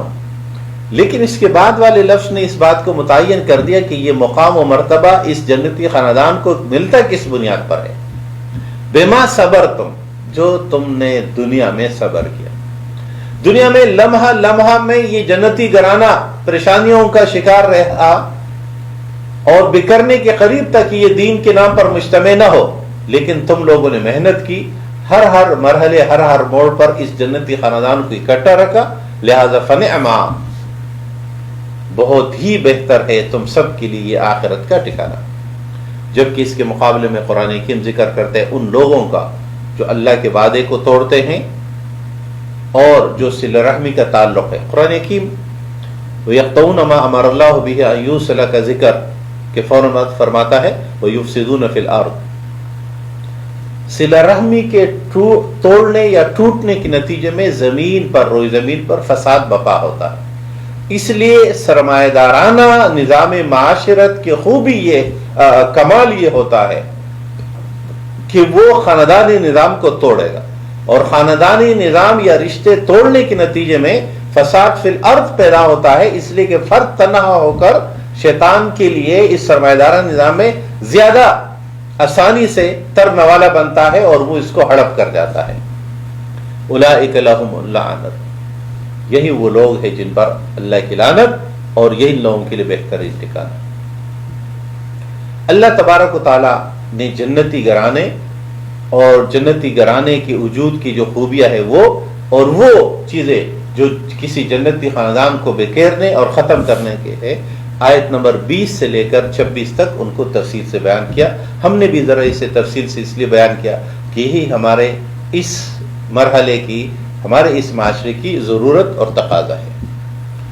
قرآن حکیم سورہ رعد پارہ نمبر 13 میں آیت نمبر 28 میں ایک بہت اہم معاشرتی رہنمائی عطا کرتا ہے، اور وہ اس بنیاد پر ہے کہ آج کسی بھی شخص سے کہیں، کسی بھی گھر میں جائیں تو ڈپریشن کے مریض بہت زیادہ ہے، پریشانیاں، انتشار فکری اور چڑچڑاپن، بہت زیادہ غصے میں آنا، برداشت کا ختم ہونا، اور اس میں عمر کی بھی کوئی قید نہیں۔ پہلے ہم سمجھتے ہیں کہ بڑھاپے میں جب لوگ بوڑھے ہو جاتے ہیں تو وہ زیادہ غصہ کرتے ہیں، زیادہ چڑچڑاپن آ جاتا ہے۔ اب عدم برداشت کا مزاج شروع ہی سے بچوں سے شروع ہو جاتا ہے۔ قرآن حکیم اس کا فارمولہ بتاتا ہے، اصول بتاتا ہے، اور ہمارے جتنے نفسیاتی ڈاکٹر ہیں ان سے آپ اعداد و شمار اگر جمع کریں تو سب کے پاس معاشروں کے اور پڑھے لکھے بھی اور عام کم تعلیم یافتہ علاقوں کے اور معاشروں کے بھی اتنے پریشانیاں ہیں کہ پہلے نفسیاتی اسپتالوں میں لوگ کم ہوتے تھے، یا نفسیاتی ڈاکٹروں کے پاس لوگ کم ہوتے ہیں، لیکن اب بقیہ اسپتالوں کی طرح ان کے پاس بھی رش بے انتہا ہوا ہے۔ اس کی وجہ کیا ہے؟ پہلی بات تو اللہ کی ہدایت اور رہنمائی سے ہٹ کر انسان مطمئن نہیں ہو کر پاتا اپنے ضمیر اور دل کو، دماغ کو، اپنے احساسات اور جذبات کو، اس لیے وہ کبھی 2 کبھی 3 اور کبھی 10 کشتیوں کا شکار بنتا ہے۔ لہذا قرآن حکیم جو رہنمائی عطا کرتا ہے کہ ڈپریشن کا علاج کیا ہے، قرآن حکیم نے فرمایا الذین آمنوا، یہ پہلی بات، اللہ، توحید، رسالت، آخرت، ان پر جس کا ایمان ہوتا ہے، یہ پہلا مرحلہ۔ اچھا، اس ڈپریشن کے انتہا کیا ہے؟ خودکشی ہے، کہ خودکشیاں کتنی زیادہ ہوتی ہے۔ اور ہمارے ہاں جو ٹائم اور ورلڈ دونوں میگزین کا جو المانک آتا ہے اس میں اعداد و شمار موجود ہوتے ہیں کہ جرمنی میں شرح اموات کتنی ہے اور اس میں خودکشیاں کتنی ہیں، جاپان میں شرح اموات کتنی ہے سالانہ اور اس میں خودکشیوں کا تناسب کتنا ہے، طبی کتنا ہے، ایکسیڈنٹس میں کتنے مرتے ہیں۔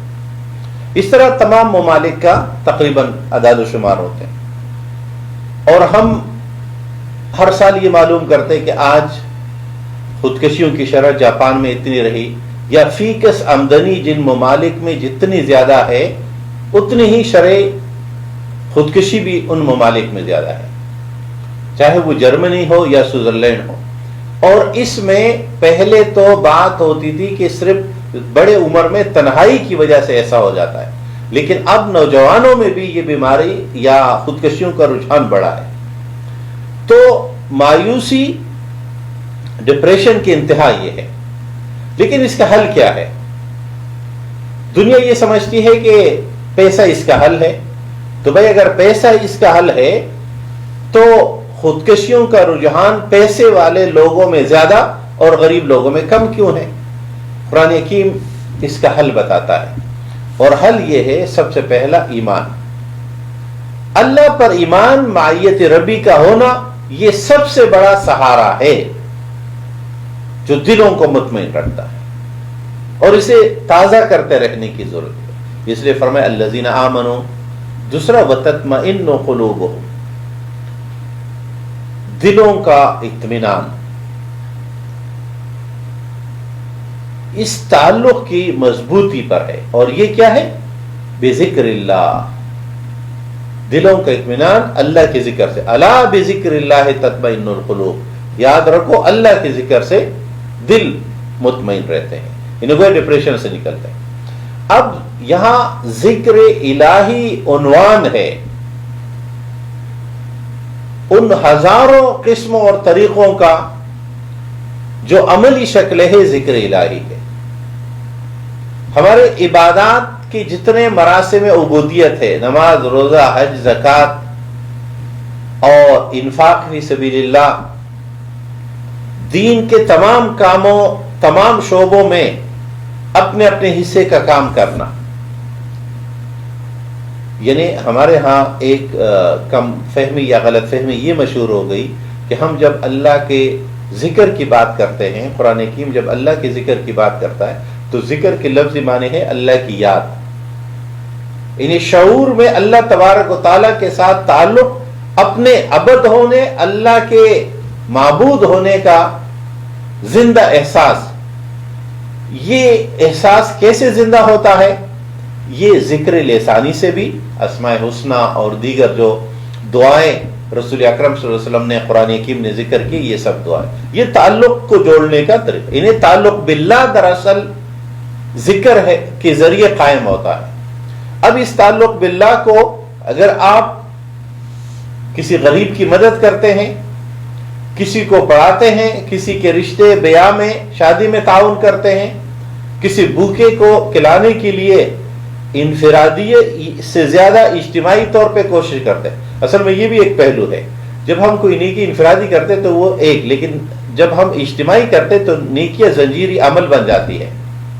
انفرادی نیکی کا اگر ایک اجر ہے تو اجتماعی طور پہ جب لوگ مل کر نیکی کرتے ہیں تو ہر ایک کو سب کے مجموعی نتیجے جتنا ثواب ملتا ہے. اس لیے قرآن حکیم ذکر کے تمام اقسام کو شامل کرتے ہیں. ہم ذکر کے جتنے طریقے ہیں وہ سب، چاہے قتال فی سبیل اللہ ہو، چاہے اسلامی نظام کے قائم کرنے کی جدوجہد کا کوئی بھی طریقہ ہو، یہ سب اللہ کے ذکر میں داخل. اور یہ سب کے ذریعے ہی انسان کو وہ اطمینان قلبی حاصل ہوتا ہے جس کی بنیاد پر وہ کبھی ڈپریشن کا بھی شکار نہیں ہوتا، کبھی خودکشی کی طرف بھی نہیں جاتا. اس لیے وہ لوگ جو ایمان اور ایمان میں بھی راسخ ہوتے ہیں، ان میں خودکشی کی شرح کسی حادثے کے طور پہ تو ہو سکتا ہے، یعنی کوئی اشتعال آ جائے، کوئی حادثہ ہو جائے، لیکن اس طرح کے ایک رویے کے طور پر اب تک نہیں بن سکا. اور یہی اس بات کی علامت ہے کہ ذکر الہی جو اطمینان کی جس کیفیت کی طرف لاتا ہے کہ انسان ڈپریشن سے، انسان خودکشیوں کی طرف جانے سے بچ جائے.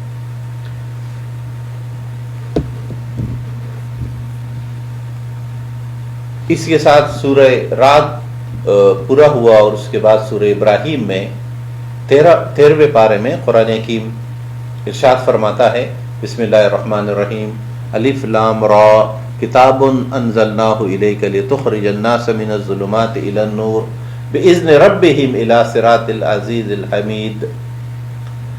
سورہ ابراہیم بھی توحید، رسالت اور عقیدہ آخرت کے اظہار، اس کے لیے دلائل، اور جیسے کہ قرآن حکیم کا طریقہ ہے کہ کبھی نقلی دلائل ذکر ہوتے ہیں، کبھی عقلی دلائل ذکر ہوتا ہے. اور عقلی دلائل میں کبھی کائنات کے اندر کا ذکر ہوتا ہے، کبھی انسان کے اپنے بدن کے اندر کے دلائل کا ذکر ہوتا ہے، اور کبھی اللہ تبارک و تعالی انبیاء کے واقعات کو ذکر فرماتا ہے دلائل کے طور پر، ان کے قوموں کے سوالات کو ذکر کرتا ہے، اور انبیاء نے ان کے جو جوابات دیے ان کو ذکر کرتا ہے. یہ سب دراصل سمجھانے کا، تعلیم و تعلم کا طریقہ ہے.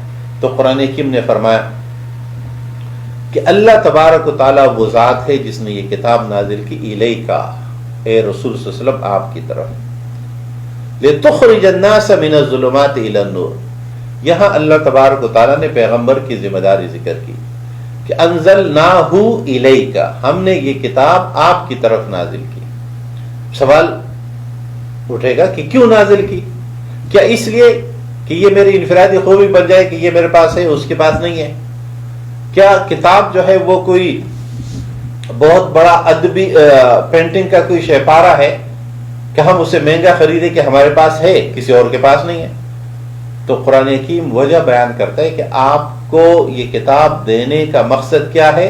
لتخرج الناس من الظلمات الی النور، کہ آپ انسانیت کو، یہاں علمگیریت نبوت محمدی صلی اللہ علیہ وسلم کی طرف اشارہ اور وضاحت ہے کہ لتخرج الناس، کہ آپ انسانیت کو نکالیں، انہیں رسول صلی اللہ علیہ وسلم کا فریضہ منصبی اور آپ صلی اللہ علیہ وسلم کے ذریعے آپ کی امت کا فریضہ منصبی یہ ہے کہ وہ پوری انسانیت کو ہر طرح کی تمام تاریکیوں سے نکال کر ایک نور کی طرف لائے گی۔ لیکن اس میں فرمایا بِإِذْنِ رَبِّهِمْ، اپنے رب کی اذن سے۔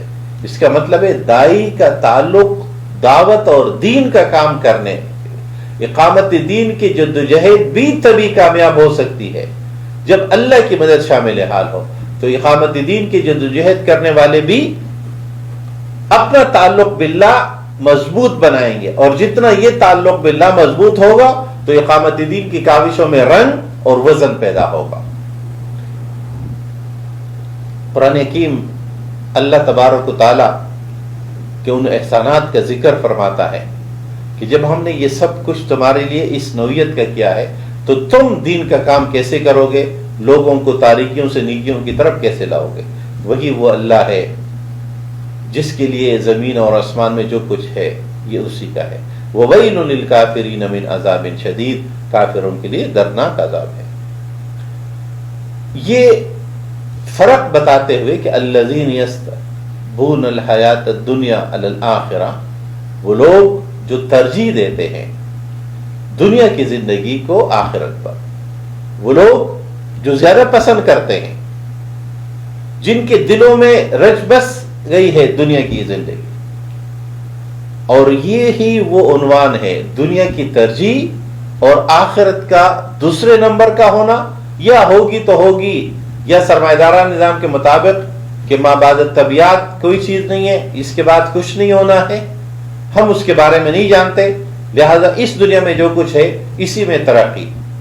یستحبون الحیات الدنیا کا مطلب ہے کیپٹلزم کے عقیدے کا تیسرا حصہ یعنی ترقی، بمقابلہ اسلام کے عقیدے کا تیسرا لازمی حصہ یعنی آخرت، آخرت کی کامیابی یا اس دنیا میں ترقی۔ یہ دو تصورات کا ٹکراؤ ہے جس کو قرآن حکیم یہاں واضح کرتا ہے۔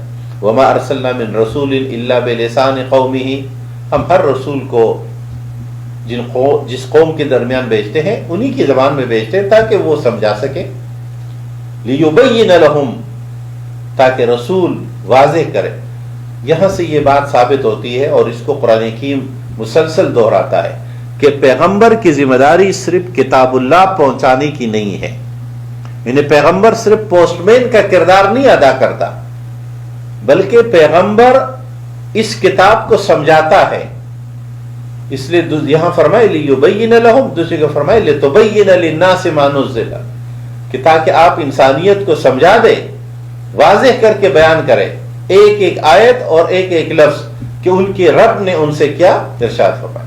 تو پیغمبر پوسٹ مین نہیں بلکہ معلم کے طور پر آتا ہے جو گائیڈ بک کو سمجھاتا ہے۔ سورہ ابراہیم میں آیت نمبر 7 میں ایک اور انسانی رویے کی اصلاح قرآن حکیم فرماتا ہے، وَإِذْ تَأَذَّنَ رَبُّكُمْ لَئِن شَكَرْتُمْ لَأَزِيدَنَّكُمْ وَلَئِن كَفَرْتُمْ إِنَّ عَذَابِي لَشَدِيدٌ، کہ تم اگر رب کا شکر ادا کرو گے تو رب بڑھوتی عطا کرے گا، اضافہ عطا کرے گا، فراوانی عطا کرے گا ان سب چیزوں میں جو اس نے پہلے سے دے رکھی ہے۔ کم دے رکھی ہے تو بڑھا دے گا، عددن بھی بڑھائے گا اور وزنن بھی بڑھائے گا، معیار بھی بڑھے گا، کوالٹی اور کوانٹیٹی دونوں۔ لیکن اگر تم ناشکری کرو گے، انکار کرو گے، اللہ کی نعمتوں کو نہیں مانو گے تو اللہ کا عذاب بڑا سخت ہے۔ تو پہلے تو یہ بات متعین ہو کہ شکر کس بنیاد پر ہوتا ہے اور کس بنیاد پر شکر نہیں ہوتا۔ ہم اصطلاح میں کہتے ہیں شکر ہمیشہ نعمت کے مقابلے میں ہوتا ہے۔ اللہ تبارک و تعالیٰ نے ہر انسان کو، چاہے وہ کہیں بھی بستا ہو، جس بھی کیفیت میں ہو، جتنا کچھ عطا کیا ہوا ہے کہ اس کے شکر اس کے مقابلے میں کم ہے۔ ایک مشہور واقعہ ہے جو اس بات کو واضح کرنے کے لیے کافی ہے کہ اللہ تبارک و تعالی موسیٰ علیہ السلام نے ملاقات کے وقت دو لوگوں کے دو سوالات پیش کیے۔ ایک اس شخص کا سوال تھا جس کے پاس دنیا کی چیزیں بہت تھی، فراوانی تھی، وہ سنبھال نہیں پا رہا تھا، تو اس نے کہا موسیٰ رب سے میرے لیے دعا کیجیے گا، پوچھئے گا کہ میں یہ کم ہو جائے میری دنیا کی چیزیں۔ اور دوسرا وہ شخص تھا جو موسیٰ علیہ السلام ساتھ میں گزر رہے تھے، تو اس کے پاس تن ڈانپنے کو بھی کچھ نہیں تھا، ایک ریت کے ڈھیر میں بیٹھا ہوا تھا اور ریت اس نے اپنے اوپر ڈالی ہوئی تھی۔ اس نے بھی کہا اے موسیٰ اپنے رب سے کچھ میرے لیے بھی مانگ، میرے پاس کچھ نہیں ہے۔ موسیٰ علیہ السلام نے دونوں سوالات اللہ کے حضور پیش کیے تو جواب ایک ہی ملا کہ موسیٰ جس کے پاس زیادہ ہے اس سے کہو شکر کرنا چھوڑ دے، چیزیں گھٹنا، اجناس ختم ہونا، جانور بڑھنا کم ہو جائیں گے، اور جس کے پاس نہیں ہے اس سے کہو شکر کرنا شروع کرے تو چیزیں بڑھنا شروع ہو جائیں گی، زیادہ ہونا شروع ہو جائیں گی۔ موسیٰ علیہ السلام نے جب دونوں سے کہا تو دونوں کا رویہ قابل غور ہے۔ جس کے پاس زیادہ تھا اس نے کہا موسیٰ میں اللہ کا شکر نہیں چھوڑ سکتا چاہے چیزیں کم ہو یا زیادہ ہو۔ تو موسیٰ علیہ السلام نے فرمایا اللہ کا طریقہ کار بدلتا نہیں ہے، جو فیصلہ طے ہے کہ شکر کے نتیجے میں اضافہ ہوگا وہ ہوگا۔ اور جس کے پاس کچھ بھی نہیں تھا، ریت اوپر ڈالی ہوئی تھی، اسے کہا کہ تم شکر کرنا شروع کر دو، اللہ تمہیں عطا کرنا شروع کرے۔ تو اس نے اپنے ریت جس پر وہ بیٹھا ہوا تھا وہ اٹھائی اور وہ ریت ہوا میں اچھالتے ہوئے کہنے لگا کہ موسیٰ تیرے رب نے مجھے دیا ہی کیا ہے، یہ ریت جس پر میں شکر ادا کروں۔ تاریخ کہتی ہے کہ اب اس کی اچالی ہوئی ریت ابھی نیچے زمین تک نہیں پہنچی تھی کہ ایک تیز ہوا کا جھونکا آیا اور اس نے اس ریت کو بھی اڑا کر لے گیا جس پر وہ بیچارہ بیٹھا تھا، اور نتیجتاً وہ ننگا رہ گیا۔ جس ریت سے اس نے اپنے آپ کو ڈھانپا تھا وہ بھی اسے کے پاس رہا نہیں۔ یہ واقعہ ہے عملی تفسیر اس بات کی کہ شکر کے نتیجے میں فائدہ ہوتا ہے اور ناشکری کے نتیجے میں نقصانات ہوتے ہیں۔ حدود یا عدد یا وزن کی بات نہیں ہے، دلی کیفیت کا نام ہے شکر گزاری، لیکن شکر گزاری ظاہر ہوتی ہے اطاعت اور فرمانبرداری سے۔ اگر ہم عملاً اطاعت نہیں کر رہے ہو اور صرف زبان پر شکر کہتے رہتے، جیسے کہ کوئی شخص ہم سے پانی مانگے، ہم پانی تو نہیں دے لیکن جی جناب جی جناب جی حاضر ہوں کہتے رہے، تو اس کا مطلب ہے یہ شکر گزاری نہیں ہے، اس لیے کہ یہ فرما برداری نہیں۔ تو شکر گزاری کا طریقہ ہے فرما برداری۔ اور پھر اللہ تبارک و تعالی ایک مثال ذکر فرماتا ہے آیت نمبر 24، 25 اور 26 میں سورہ ابراہیم میں، کہ مثال اچھی بات کی، مثلا کلمتن طیبتن کشجرتن طیبتن، اچھی بات کی مثال اس درخت کی طرح ہے جس کی جڑیں بہت گہری اور جس کی شاخیں آسمانوں تک گئی ہو، اور وہ ہر موسم میں اچھا پھل دینے والا ہے۔ اللہ نے یہ مثال بیان کی ایک درخت کی، یعنی اچھی بات کی مثال اچھے درخت کی۔ وَمَثَلُ كَلِمَةٍ خَبِيثَةٍ كَشَجَرَةٍ خَبِيثَةٍ، اور بری بات کی مثال اس خراب اور برے درخت، انہیں جس سے استفادہ نہیں ہوتا، برائی اس معنوں میں کہ اس کی جڑیں زمین کے اوپر ہوتی ہے، جلدی سے سوکھ جاتا ہے اور وہ کوئی پل بھی ایسا نہیں دیتا جو لوگوں کے لیے مفید ہو۔ اچھی بات اور بری بات کی اس مثال سے مراد اچھا عمل، برا عمل۔ اچھی بات، اچھا کلمہ، کلمہ خیر، نیکی کی بات، اس کی کم از کم شکل بھی ہو تو وہ انسانوں کے لیے، مسلمانوں کے لیے، مومنین کے لیے فوائد اس انتہا کے لاتے ہیں۔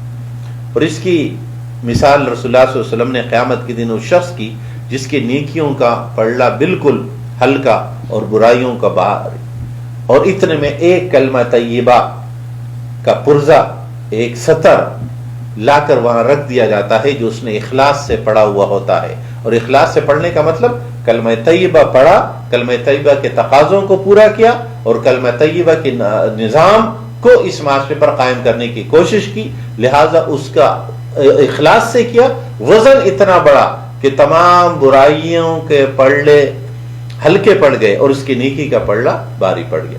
تو اللہ تبارک و تعالی نیکیوں کے باوزن کرنے اور کلمہ طیبہ کے مستحکم اور بلند کرنے کا جو ہمیں پیغام دے رہے ہیں وہ یہ ہے کہ ہم دین کا کام کس طرح سے سر انجام دے رہے ہیں، کتنے اخلاص سے سر انجام دے رہے ہیں، اور ہم اس جدوجہد میں اپنا حصہ کتنا دے رہے ہیں۔ اس پارے کا آغاز بھی اختتام ہم ابراہیم علیہ السلام کے ان دعاؤں پہ کریں گے جو قرآن حکیم نے ذکر کی، کہ جب ابراہیم علیہ السلام نے آیت نمبر 13 میں فرمایا اذ قال ابراہیم رب اجعل ھذا بلدا آمنا واجنبنی،